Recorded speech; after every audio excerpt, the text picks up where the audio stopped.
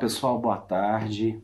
Bom, primeiramente gostaria de agradecer, a oportunidade pela equipe do Telesaúde estar aqui com vocês.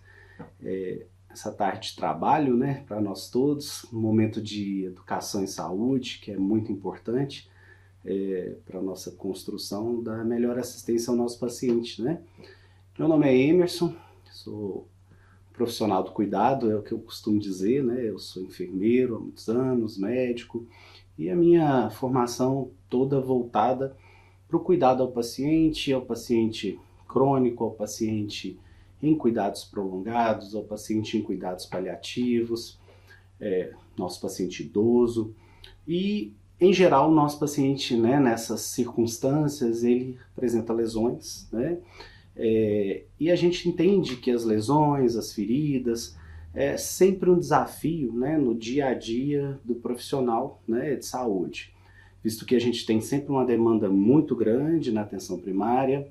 A gente sabe que, além da grande demanda, o desafio, de cuidar do paciente com lesões é complicado, porque o paciente ele tem o dia a dia dele, ele tem as dificuldades dele, a gente sabe que tem as dificuldades com insumo, dentre outras coisas, Por isso que, quando nós definimos sobre o tema, coloquei um tema mais geral, sobre cuidar de feridas, avaliação e tratamento.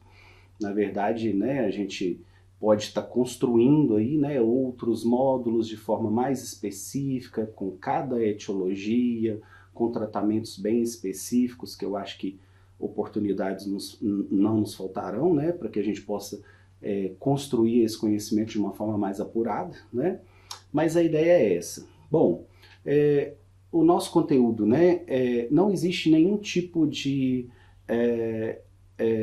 vínculo, a nenhuma empresa, a fins lucrativos, nada, tá? Minha aula, apesar da gente estar falando de lesões, a gente sabe que o mercado é muito intenso, A gente tem muitas coberturas, a gente tem muitas opções, mas a princípio nós vamos falar de substâncias, para esses tratamentos, e principalmente a importância da avaliação ser realizada de uma forma sistematizada, tá joia?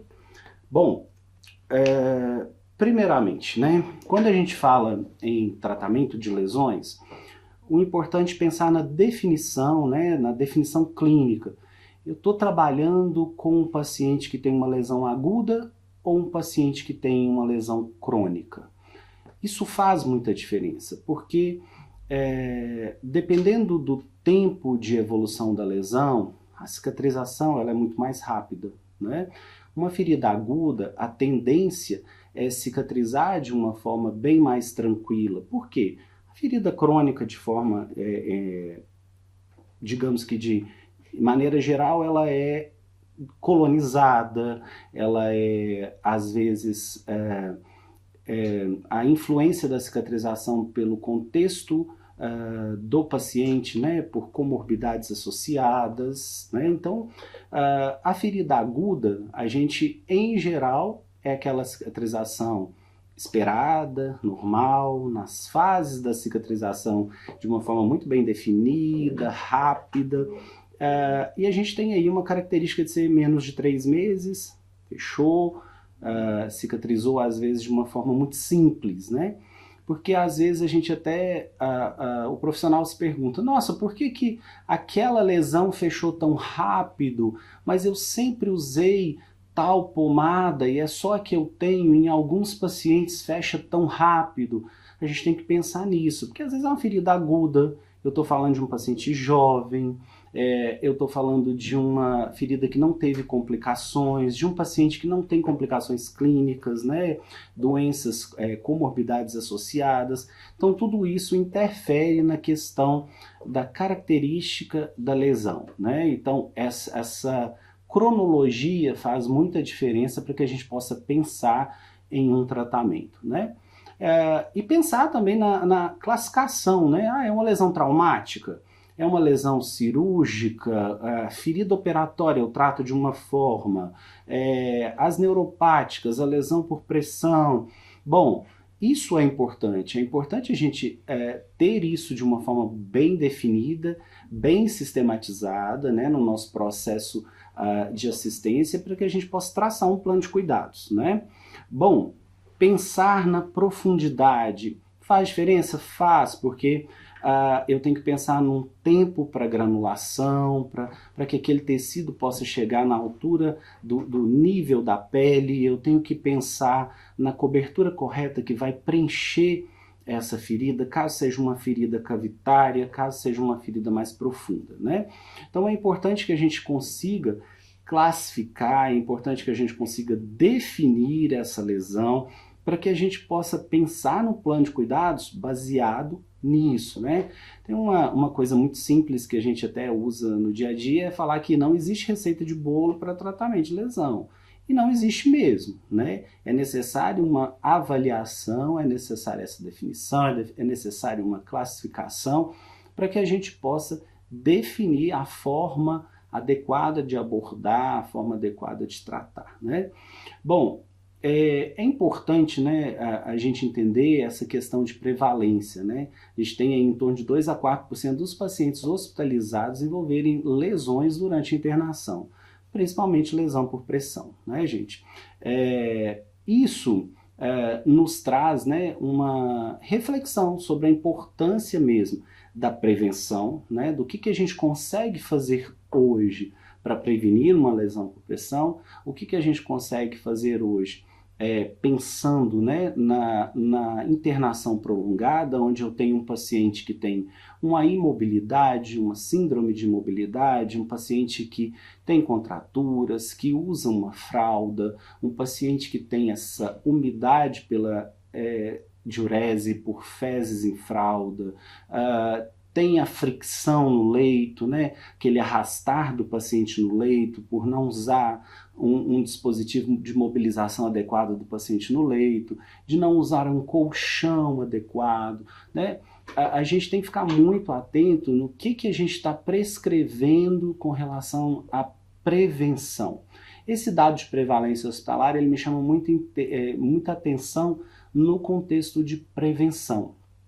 Nas nossas teleconsultorias, né, nós estamos com as teleconsultorias em feridas, geralmente o pessoal me traz, né, uma questão, pede uma segunda opinião, e uma das coisas que eu peço, né, no chat, eu pergunto, é sobre o que está sendo feito com relação à prescrição de enfermagem, né, se é feita pelo enfermeiro, né, que a prescrição de enfermagem é do processo de enfermagem, né, do enfermeiro, o que está sendo feito para prevenir, o que está sendo prescrito para prevenir, desde o colchão, desde a mobilização, desde a hidratação, desde a troca de fralda, a posição do paciente no leito, os de colchins, a cabeceira, o grau de cabeceira, né, da elevação da cabeceira que está permanecendo. Então, assim, a gente precisa estar atento a vários contextos, né? Durante o banho, protege, não protege, usa um creme barreira, não usa. Então, assim, são muitos fatores, né? Que, como eu disse, né, na abertura da aula, a gente pode trabalhar por vários tópicos, porque falar em tratamento de feridas, gente, é falar de uma especialidade, né? É falar da estomaterapia, é falar de uma especialidade da enfermagem, onde exige bastante dedicação, bastante conhecimento, bastante vivência. Mas, de uma forma geral, nós conseguimos amenizar, a gente consegue minimizar o impacto, né, tanto na prevenção quanto no tratamento de lesões, quando a gente tem essa visão básica, né, onde a gente tem condições, né, de atuar de forma a melhorar o impacto dessa questão da lesão, né? Prevenindo e tratando as lesões já instaladas, né? Bom, quando a gente fala da avaliação, eu coloquei, né, como eixo central a questão da avaliação. Por quê, pessoal? É muito comum, às vezes, na teleconsultoria, o profissional destacar o tipo de lesão, ou então colocar para a gente que o paciente tem uma ferida. Mas para que a gente possa pensar no tratamento, a gente precisa avaliar de forma adequada, né? Uma análise detalhada mesmo, por isso que a gente precisa sistematizar a nossa forma de registro, a gente precisa sistematizar a nossa forma de avaliar a lesão, né? Nós vamos falar um pouquinho sobre isso, né? Pensar que essa avaliação, ela vai ser digamos assim, o norteador, né? Para que a gente possa traçar esse plano de cuidados, para que a gente possa definir qual a cobertura a ser utilizada, né? Qual que é a frequência de troca daquela cobertura. Por quê? De acordo com o que é repassado nessa avaliação, é que a gente faz a análise, né, do que vai ser indicado para tratar essa lesão naquele momento. E uma coisa muito importante também, pessoal, é a gente, em geral, a gente não mantém um tratamento o tempo todo. A gente faz uma adequação do tipo de cobertura conforme a necessidade. Aquilo pode permanecer indicado por semanas, por meses, ou até mais, né? Mas em algum momento determinado pela fase de cicatrização, a gente pode trocar, né, essa cobertura, trocar esse tratamento para que a gente dê continuidade ao processo de cicatrização, né, até a epitelização. Bom, pensar em tratamento de ferida, gente, é pensar numa atuação profissional com educação continuada, que eu já falei anteriormente, né? Pensar em evidências científicas. Não dá para a gente tratar lesões de forma empírica, não dá para a gente tratar lesões, eu tenho esse curativo, então é o que eu vou colocar. A gente tem que entender que talvez aquele curativo, por mais que ele seja uma cobertura, seja uma tecnologia, se ele não for bem indicado, ele vai piorar a lesão, ele vai trazer malefícios ao paciente, ele vai piorar o estado geral da lesão, trazer complicações para o paciente. Então, por isso que a gente tem que entender que existem tratamentos específicos para cada caso, né? Então, por isso que a gente precisa dessa atualização profissional. Bom, quando a gente fala em registro, né, registro detalhado desse paciente, a gente precisa entender toda uma questão da história pregressa desse paciente, das comorbidades, né, que o paciente, de forma geral, é acometido. Ele é diabético, ele é hipertenso, ele tem uma outra doença vascular. O que ele usa, né? Qual medicamento que ele usa? Dependendo do tipo de medicamento, altera sim o processo da fase de cicatrização, prolonga algumas etapas, né, do processo de cicatrização. Anticoagulantes podem aumentar processo de cicatrização, que provocar sangramento e atrapalhar toda a cascata de cicatrização. Imunossupressores, por exemplo, alterar essa parte toda da defesa, onde a gente tem ali o start, né, para que a gente possa vir as células de cicatrização, né, para a gente vir toda aquela cascata até chegar no colágeno. Então a gente precisa entender melhor quem é esse paciente, o que ele usa, quais são os antecedentes pessoais, familiares, o estado nutricional desse paciente, né? Quando a gente pensa em estado nutricional, é para que a gente possa entender que tratar lesões, gente, é tratar o paciente, né? Porque a gente não trata uma ferida, a gente trata uma pessoa, né? A gente trata a lesão de uma pessoa. Avaliação multidisciplinar ou transdisciplinar, onde eu tenho que entender qual que é o impacto dessa lesão na vida daquela pessoa, qual que é o impacto disso, o que essa pessoa está tendo comprometido no dia a dia dela, seja no trabalho, seja nas relações familiares, nas interações sociais, seja na questão emocional, né? Então, assim, e muito importante a questão nutricional, né? Controle de algumas doenças, como por exemplo diabetes, é muito importante. Pensar na condição socioeconômica, quem é esse paciente? Eu preciso minimamente de condições básicas para a troca desse curativo. Eu preciso entender o ambiente que aquele paciente vive, as condições que ele se encontra, para entender o porquê que talvez eu não esteja tendo o sucesso que eu gostaria, né? Então isso é muito importante. Bom, quando a gente pensa em análise dessa lesão, como eu estou falando com vocês, a avaliação é extremamente importante. Pensar na análise, pensar na localização, Onde é essa lesão? Pensar na localização anatômica dessa lesão, né? Alguns lugares pode trazer uma dificuldade maior de cicatrização? Sim, dobras, né? Áreas próximas genitálias, onde eu possa estar tendo um risco maior de colonização, um risco maior de infecção, principalmente áreas de pressão. Por exemplo, um perfurante plantar num paciente pé diabético, área de pressão. Eu tenho que aliviar essa pressão. Quando eu penso em avaliar uma lesão, eu penso em mensuração, gente. É importante mensurar.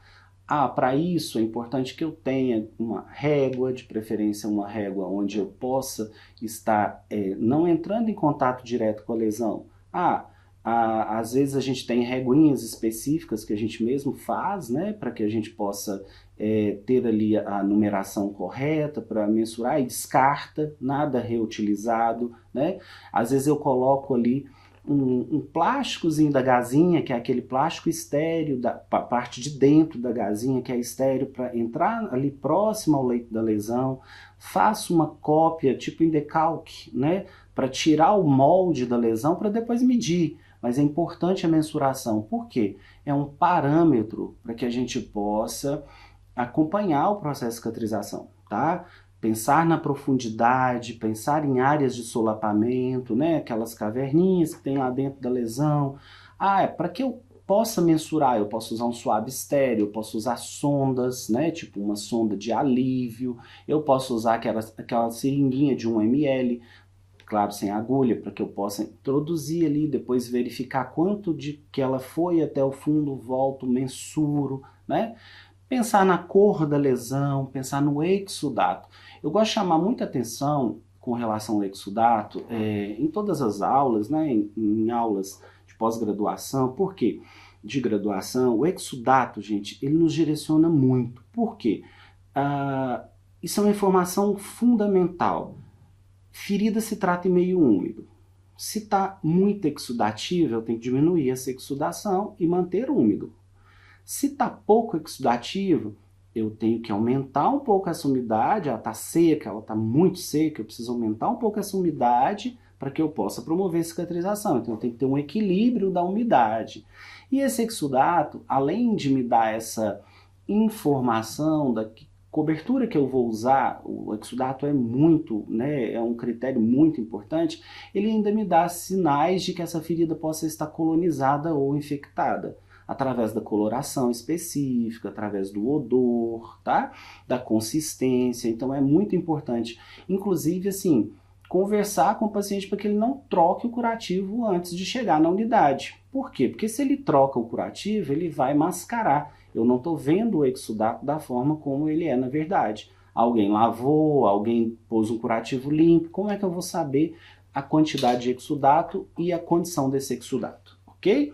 Muito importante a gente pensar todos esses tópicos da análise, tá? Como é que tá a cor dessa lesão? É uma ferida vermelha, vermelho vivo, granulado, rosácea? Como que tá essa ferida? Tem necrose?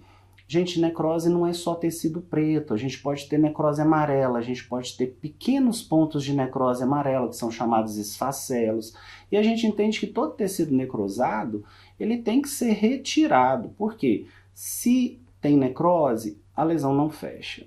E não é retirado de forma mecânica ou cirúrgica, a gente tem outros tipos de desbridamentos que a gente vai falar aí. Pode ser indicado a retirada mecânica ou cirúrgica? Pode. Mas às vezes são pontos tão pequenos de necrose que a gente consegue tirar através de coberturas específicas, tá joia? Bom, continuando na avaliação, é importante a gente avaliar a pele ao redor, tá? Pessoal, pele perilesão. Ela nos direciona muito com relação a cicatrização. Por quê? Se eu estou tendo uma pele lesada, macerada, geralmente maceração, que é aquele comprometimento ao redor da ferida, onde fica branco, onde às vezes fica vermelho, dá aquela sensação de queimadura, o paciente sente dor. Então isso quer dizer que o exudato está muito, quer dizer que eu não estou controlando esse exudato da forma como eu deveria. E a ferida ela acaba aumentando, ela acaba ficando às vezes maior em muito pouco tempo por causa do excesso de exudato que eu vou destruindo ali perilesão e a ferida vai aumentando. Então eu tenho que estar muito atento a isso. Como que está essa ferida? Como que está a pele ao redor dessa ferida? A gente tem que pensar o seguinte, ao redor dessa ferida eu tenho como proteger? Eu tenho como usar um creme barreira? Eu tenho como usar algum protetor cutâneo para evitar isso? Eu tenho que aumentar a frequência de troca da minha cobertura secundária? Geralmente as coberturas secundárias são feitas com gazinha, com compressa estéreo. Então, eu tenho que aumentar a frequência de troca, porque se está macerando, não está legal, está causando dor, né, gente? Uma coisa muito importante, principalmente assim, os enfermeiros, né, que cuidam, os médicos que estão também na linha de frente aí do tratamento, junto com os enfermeiros. Esse paciente tem dor? Ele manifesta dor? Ou ele não consegue manifestar? Ele tem fáscias de dor? Ele tem gemência? Ele tem algum sinal de que ele pode estar tendo dor? Gente, geralmente o paciente com uma lesão por pressão, tem uma síndrome de imobilidade, que é acamado, ele precisa de analgesia fixa. Por quê? Só por estar acamado, esse paciente ele já tem uma dor contínua. Esse paciente que tem uma lesão, em geral, ele tem dor. É importante que a gente prescreva, fique atento à analgesia fixa, o controle dessa dor, porque realmente isso é algo que às vezes é negligenciado, porque as pessoas às vezes esquecem que a gente está falando de um paciente com imobilidade, com contraturas, com lesão por pressão e que está acamado, tá? Então, é possível usar alguma dessas escalas para avaliar? Ótimo. Se não, vamos avaliar sinais, né? Vamos avaliar esses sinais que eu falei. Fáscias de dor, gemência, taquicardia, frequência respiratória às vezes aumentada. Por quê? Por causa de dor, tá? Então a gente tem que ficar atento a isso. Bom, com relação a estadiar e classificar as lesões, a gente tem que ficar atento também, pessoal, porque a gente tem classificações diferentes para lesão por pressão, pé diabético, queimaduras, ok?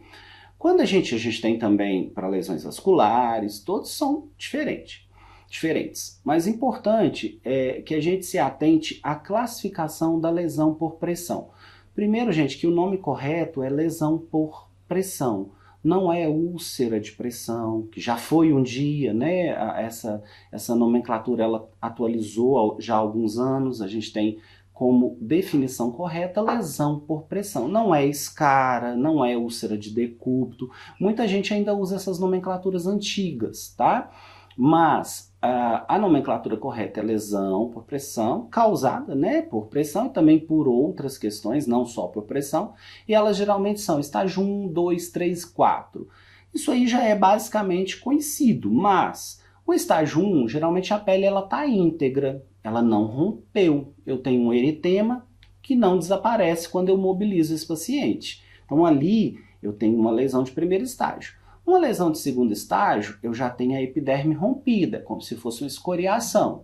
Esse é o segundo estágio. As pessoas confundem muito o primeiro estágio com o segundo estágio, tá? Então, no primeiro estágio, a pele está hiperemiada, eu tenho ali uma hiperemia não reativa. No segundo estágio, eu já tenho uma pele epiderme rompida.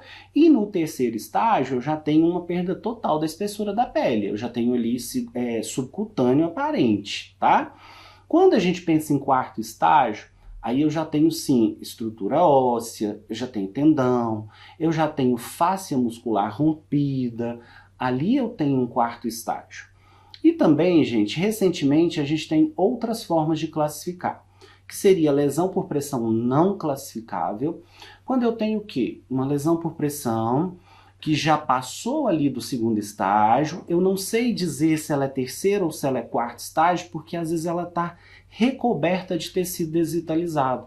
Eu tenho ali um tecido desvitalizado que acaba não permitindo visualizar o quanto de destruição eu tenho.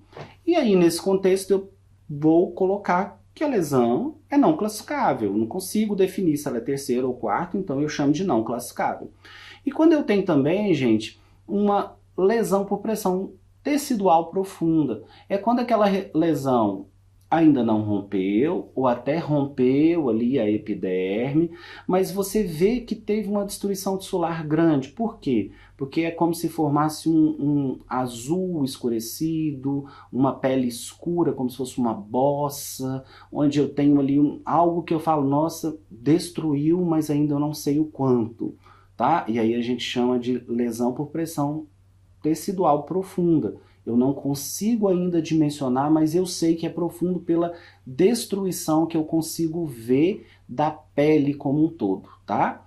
Bom, pensar em pé diabético, a gente tem essas classificações também, 1, 2, 3, 4, 5, pensando em extensão de gangrena, pensando em osteomielite, queimaduras também, né? Primeiro grau, segundo grau, terceiro grau, onde eu uso a regra dos 9, geralmente dividindo o corpo em 9% de área queimada, tipo 9% de braço, 9% de outro braço, 9% no tronco, na frente, atrás, e aí, né, dando até a porcentagem. Geralmente essa porcentagem ela fica mais clara quando a gente fala de criança, por ser uma proporcionalidade mais próxima entre essas partes do corpo, tá bom? Cabeça, pescoço também, ok? Bom, pensando em segurança profissional, pensando na qualidade da assistência, pensando no que é o melhor para o nosso paciente. É importante, gente, a criação de um protocolo no serviço. Se o seu serviço, se a sua prefeitura, se o seu hospital ainda não tem um protocolo, é importante que esse protocolo seja construído, tá? Para que a gente possa ter todo esse registro e monitoramento, onde a gente tem uma ficha padronizada, onde a gente consegue marcar qual que é a etiologia, anotar um espaço ali para anotação da mensuração, colocar uma fotografia sempre com o termo de consentimento do paciente, colocar a data, né? Colocar indicadores de evolução, né? Onde eu estou mensurando a profundidade, quanto de tecido, quanto de exudato, porque isso é marcador de evolução. E essa discussão multiprofissional, quem que está atuando, né? O psicólogo entrou, o serviço social entrou, o enfermeiro, quem que está no caso, as evoluções, isso é muito importante, tá, gente? Criar um protocolo garante, inclusive, a cobertura, né? Garante que a gente tenha disponível pelo SUS, né? O tratamento com coberturas, onde a gente consiga padronizar através da prefeitura, né, esses materiais, esses insumos para o tratamento de lesões, tá? Bom, princípios básicos, pensando em tratamento, individualizado sempre, né? Eu não trato ferida, eu trato uma pessoa portadora de lesão. Então é individualizado, né? Quem é essa pessoa? Qual que é a idade dessa pessoa? Qual que é a cognição dessa pessoa? Mobilidade, a estrutura, ela mora com quem? Quem ajuda? Qual que é a condição, né, dessa pessoa no todo, né? Pensar lesões infectadas, gente, ou colonizadas, ou criticamente colonizadas, desafio de tratar, né? Então, se eu tenho uma ferida crônica, a tendência é ter um leito de ferida diferente, onde a gente tem ali uma lesão às vezes friável, vai sangrar fácil, a coloração vai ser aquele vermelho mais vinháceo, não vai ser aquele vermelho de granulação, bonito, né? O exudato às vezes vai ter uma coloração diferenciada, o paciente pode ter sinais sistêmicos, então assim, nem sempre eu vou ter sinais de infecção. Às vezes eu tenho sinais de colonização e o profissional tem que estar atento a isso, porque uma ferida colonizada, criticamente colonizada, ela não fecha se eu não tiver o tratamento, tá? Pensar em desbridamento de tecidos desvitalizados, como eu disse, se tem tecido desvitalizado, tem que realizar o desbridamento. Nós vamos falar sobre alguns nos slides à frente. E a manutenção do meio úmido adequado, que eu disse, equilíbrio. ferida se trata em meio úmido. Há muitos anos atrás, quem já tem aí mais de 30 anos de formado, tal, o pessoal falava em meio seco, né? A gente trata ferida, principalmente ferida aberta, em meio úmido. A gente tem que ter o controle desse meio úmido para que a gente possa ter uma cicatrização efetiva, tá? Proteção da pele ao redor, como nós falamos, a gente tem que estar tendo essa maldade sempre ao avaliar uma lesão, avaliar a pele e lesão, para que a gente possa ter um resultado melhor, tá joia? Bom, limpar ferida, isso é geralmente uma pergunta, né, que surge, uma dificuldade que as pessoas têm com relação à limpeza da ferida. Muitos profissionais orientam a lavar debaixo do chuveiro, jogar mangueirinha, lavar bastante. Gente, não é o ideal. Padrão ouro é soro fisiológico em jato. Geralmente a gente orienta que faça um furo no frasco de soro de 250, aquele frasco mais molinho de preferência. Faz um furinho com a agulha 25/7, faz aquele jato ali de uma distância de 10, 12 centímetros do leito da ferida, para que a gente não crie um desbridamento com jato, tá? Porque o desbridamento mecânico com jato ele existe, principalmente para retirar aqueles debris, né? Aqueles esfacelos. A água em geral, a gente tem que ter cuidado, porque às vezes ela pode atrapalhar o processo de cicatrização, principalmente a água durante o banho, a sujeira do corpo, de áreas colonizadas, áreas mais contaminadas, áreas de genitália, de áreas de dobra, né, com colonização maior. Então, evitar, tá, gente? Hoje, a gente usa muitas soluções com PHMB, tá? Então, se eu tenho uma ferida colonizada ou criticamente colonizada, o ideal é que eu use, ao invés do soro, ou junto com o soro, eu posso usar o soro e a solução de PHMB, ou só a solução de PHMB, esse antisséptico tópico, tá? Que é a solução de PHMB 0,1 a 0,2%, que ajuda nesse processo de descolonização. Pensar em desbridamento. Então, se eu tenho uma lesão que tem um tecido desvitalizado, eu posso pensar numa cobertura que vai criar esse meio úmido? A gente tem algumas coberturas que fazem isso, por exemplo, o hidrogel, que é um gel, né? Ele cria esse meio porque ele é um gel próprio, ele tem na sua composição, né, uma condição que promove uma composição, na sua composição, produtos, né, que promovem a cicatrização e que fazem também a lise desse tecido desvitalizado. Então, o hidrogel é um exemplo, o hidrocolóide é outro exemplo, que acaba fazendo desbridamento autolítico, meio úmido para retirada de tecido desvitalizado. Mecânico, que é como eu falei, jato de soro, quando você vai tirar uma gazinha que às vezes ao retirar você acaba provocando um sangramento, é um tipo de desbridamento. O enzimático, né, como com o uso de papaina, com o uso de colagenase, produtos que são utilizados para desbridar, para tirar tecido desvitalizado, né, mas que também, né, tem a sua aplicabilidade.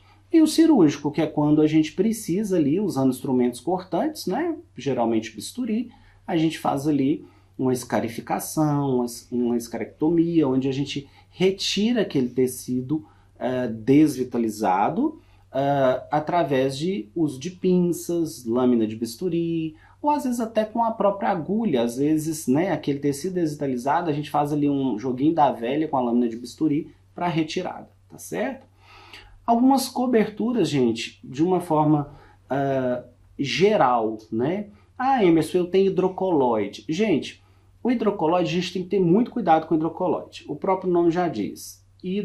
Água, colóide, gelatina, né?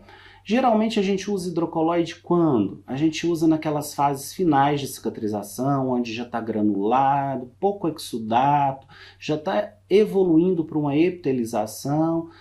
Às vezes, quando eu quero uma proteção, apesar de que na proteção o filme transparente, o spray cutâneo, acaba sendo mais barato, né, para proteção.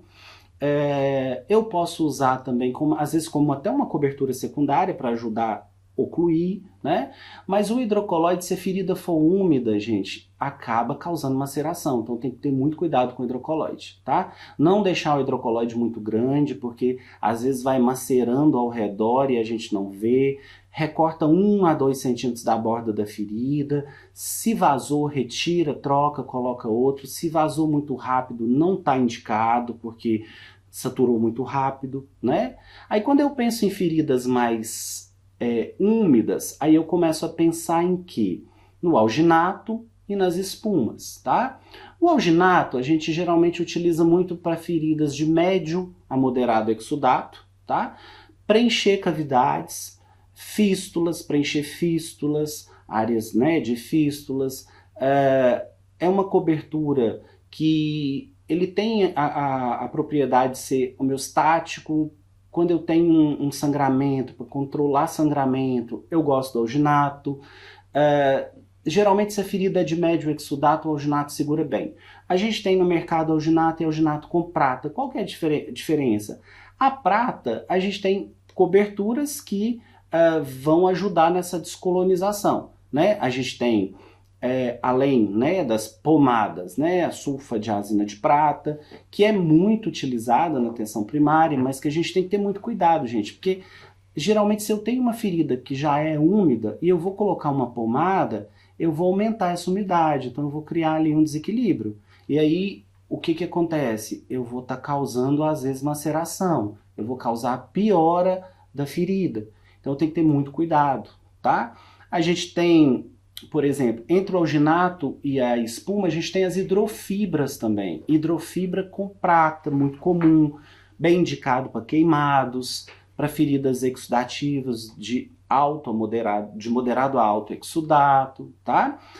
E as espumas, em geral, as espumas são para feridas muito exudativas. Aquelas feridas onde a gente tem uma dificuldade maior de controlar o exudato, feridas às vezes cavitárias, profundas, muito exudativas, que eu consigo preencher com a espuma, ou, por exemplo, uma ferida de perna, uma lesão vascular de etiologia venosa, que geralmente é muito exudativa. Eu preciso de uma cobertura que seja capaz, eficaz nesse controle, né? Então a gente precisa de uma espuma. Né? Os hidrogéis, como eu já falei anteriormente, ajuda no desbridamento, é ótimo, né, em caso de feridas mais secas, onde eu consigo fazer a retirada de tecido desvitalizado com o uso de hidrogel, né, fazendo aí esse desbridamento autolítico, tá? Pensar que cada cobertura tem a sua indicação, por isso que é importante a avaliação. E o carvão ativado, gente, em geral, muito utilizado no controle de odor, né? Feridas de pouco a médio exudato, ele absorve, mas ele não absorve tanto quanto os outros, né? Filtra o odor. E a gente usa também metronidazol, né? Já que nós estamos falando de cobertura, a gente também usa de tratamento, a gente usa em cuidados paliativos, a gente usa o metronidazol tópico. Geralmente, né, um comprimido de 500 miligramas triturado, né, a cada 50 ml de solução, pode ser soro fisiológico, irriga a lesão e deixa no leito da lesão, né, ali por 12, 24 horas, para controle de odor, tá, gente? Em cuidados paliativos. Não estou pensando em cicatrização, estou pensando em conforto e controle de odor, né? De forma geral, aí estão alguns, né, dos principais curativos, das principais indicações. A gente sabe que nem sempre as pessoas têm, né, as coberturas, mas é como eu falei, a estruturação, a construção do protocolo, né, nos permite a padronização sim, para que a gente possa ter uma cicatrização mais efetiva, né, das lesões dos nossos pacientes. Gente, pensar no nosso protocolo, né? Pensar no nosso protocolo é o quê? Participação interdisciplinar, evidência científica, né? Criar fluxogramas para facilitar, para que as pessoas possam ter um acesso de forma clara no tratamento que às vezes é delicado, é complexo, né? O protocolo vai detalhar as indicações de cada cobertura, contraindicações, cuidados, né? E pensar, né, na garantia da segurança, né? Nossa segurança e segurança do paciente também, né? Pensar em alergia, pensar na educação continuada da equipe, no registro em prontuário, né? Tudo isso, gente, é protocolo assistencial, né? E protocolo assistencial em tratamento de feridas é a base de tudo, tá? Então, assim, esse nosso encontro, ele é para enfatizar muito isso também, tá? Para que a gente possa ter facilidade, para que a gente possa ter mais segurança, para que a gente possa ter melhores resultados, tá joia? A gente tem aí algumas coisas interessantes sobre resistência cultural, né? A gente vê profissionais que resistem a abandonar as práticas tradicionais, né? Sem embasamento científico, usando açúcar, né? Aumentando aí o risco de infecção, meio de cultura, violeta, né? Ou só a sulfadiazina para tudo, né? Não, sulfadiazina serve para tudo. Não, como eu já falei, né? Pensar em subnotificações, né? Em geral, eventos adversos, né, não são reportados, né? As pessoas às vezes não anotam as complicações relacionadas às lesões, né? Uso incorreto dos produtos é como eu falei, se eu uso um hidrocoloide numa lesão que precisa de alginato, eu vou ter uma piora da lesão, eu vou ter um gasto, né, gente? Então, pensar em custo versus resultados. Por isso que é importante a gente ter uma maior capacitação, a educação continuada, para que a gente possa ter melhores resultados.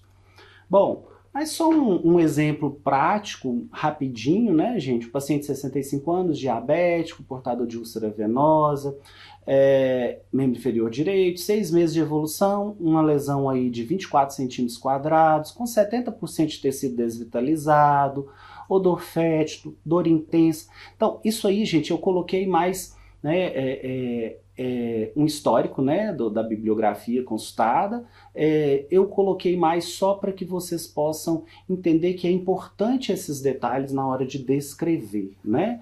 Então, tendo um protocolo implementado, a gente sabe que nesse contexto eu vou precisar desbridar, no caso usou um desbridamento enzimático, ou foi a colagenase, ou foi papaina, né? Em seguida um curativo absortivo, nós estamos falando de uma úlcera venosa, usou um alginato com prata, uma ferida colonizada.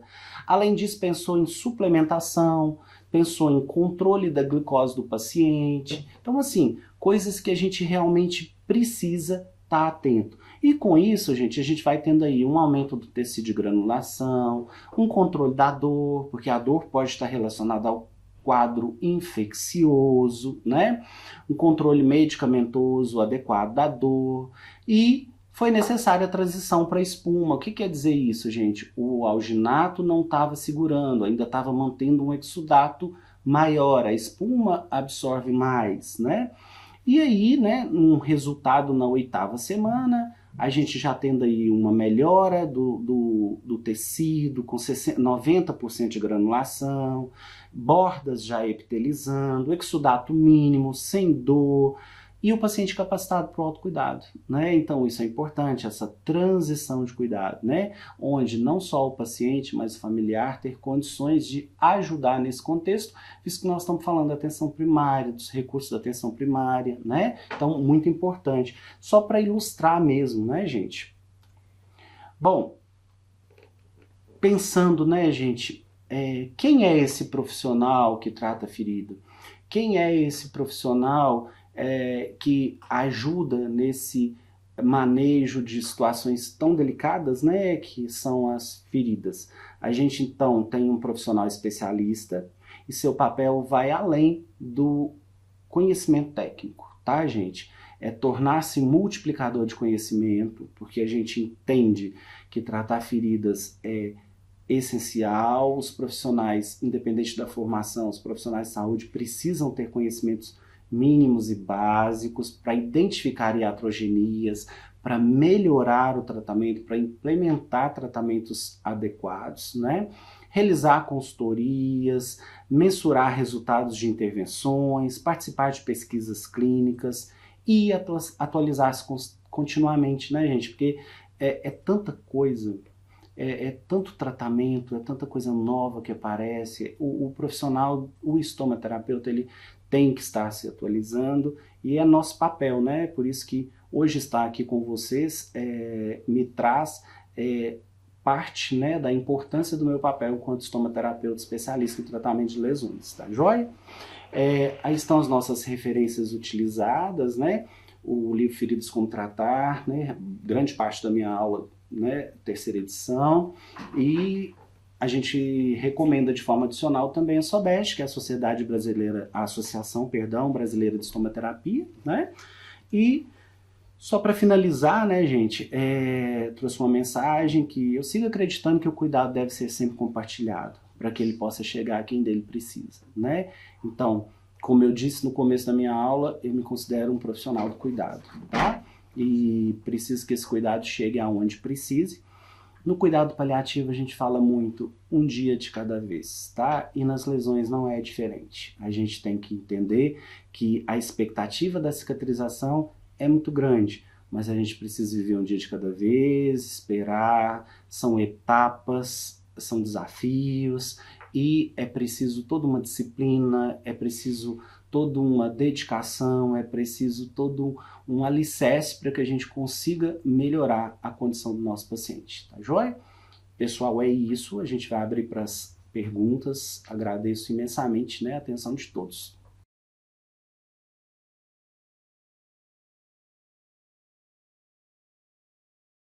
Pessoal, o laser, né, é muito utilizado, sim, no tratamento de feridas.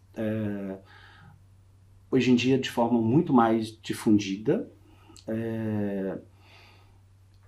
Meu mestrado foi em tratamento, uso do laser, né, como adjuvante de cicatrizações de lesão por pressão. Pensar que o laser é um adjuvante, tá? Ele estimula, sim, através da fotobiomodulação, a cascata de cicatrização, através da luz, né? Ele penetra, mas que ele não substitui, tá? O tratamento tópico, os cuidados, e é muito acessível. Quando se pensa em laser terapia, às vezes as pessoas pensam em tratamento muito caro, não. O profissional estomaterapeuta se capacitando, o enfermeiro se capacitando, ele pode estar utilizando e auxilia demais.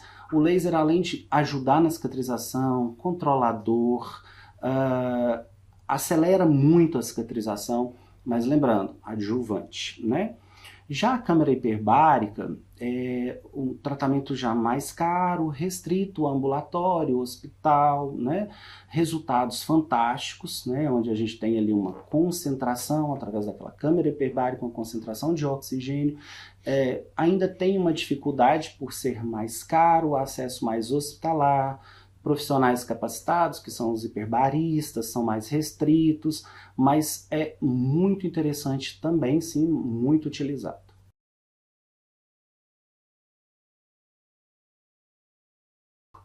Quando a gente pensa em tratamento de lesões infectadas, o ideal é que tenhamos um tratamento sistêmico. Se eu estou falando de infecção, o ideal é que eu tenha um tratamento sistêmico.